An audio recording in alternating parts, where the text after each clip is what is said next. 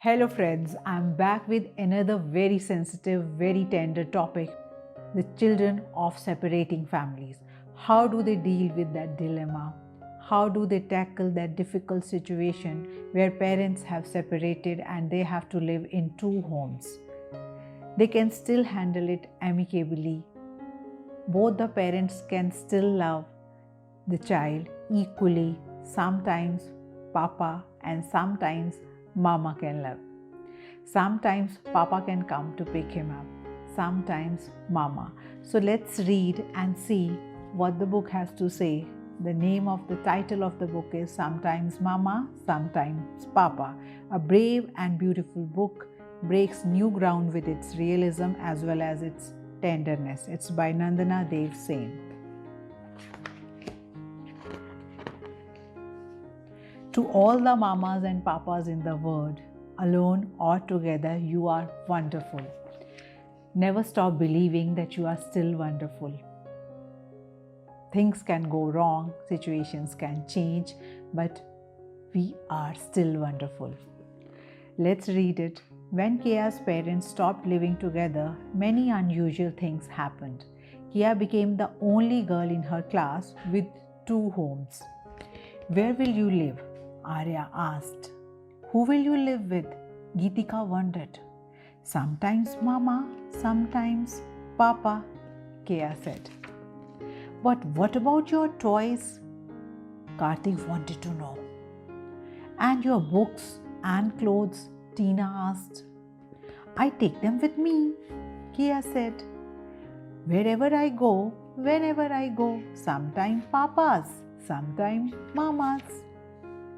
When it was time for lunch, Nitin announced, I've got puri bhaji. What's in your lunchbox, Kia? But Kia didn't know. Sometimes it was idli, sometimes sandwiches. Some days she brought noodles, some days pizza. It depends on who cooks, Kia explained. Sometimes Mama, sometimes Papa. At story time, Kia had many new stories to tell the others. I know Rakshasa stories, she boasted, and I also know dragon tales. Oh, was Kia's grandmother visiting her again? No, Kia said and smiled. Now I have two people telling me stories at home. Sometimes Papa, sometimes Mama. When the summer vacation came along, everyone wondered about Kia. What would Kia do? Where would Kia go? But Kia had her vacation planned. I'm going to interesting places, she said. Sometimes with Mama, sometimes with Papa. When there were parent-teacher meetings, everyone waited to see who would come. Sometimes Kia's Papa came, sometimes her Mama. But what about annual day? Kia's friend whispered to each other. Who will come then? Will it be Kia's Mama or her Papa? Kia heard the whispers and wondered too. She was thinking so hard about this that she tripped and fell. There was a big cut on Kia's knee. Tears ran down her cheeks. Her friends ran to her side to calm her. Shall I call your mother? The teacher asked. Or do you want your father? Kia thought and thought. Sometimes she wanted Mama, sometimes Papa. Did she have to choose between them? How could Kia choose either Mama or Papa? No, Kia decided. She would not choose because she didn't want to. Both Mama and Papa would have to come. So they did. Mama drove them home. Papa held Kia on his lap. At home, Papa carried Kia to bed and Mama bandaged her knee. Papa cooked khichdi and Mama fed her. Kia soon felt better. On annual day, she danced with her friends. Kia smiled, sometimes at Papa and sometimes at Mama.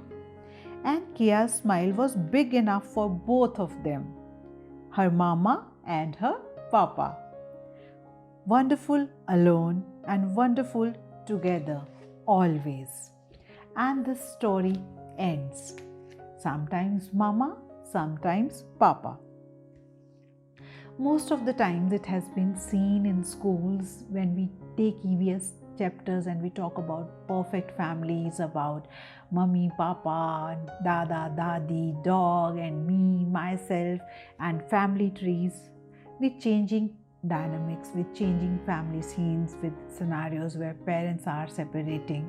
We have to learn to deal with these issues. We have to prepare our children about these emotional turmoils. I've come across friends, families where parents are fighting, arguing, they are aggressive in front of children, heated arguments. So there is a lot of stressful parenting. And they do not want to separate because of financial issues, because of social stigmas, and multiple reasons. Because of the child, and they feel that a child would not get enough love of both the parents.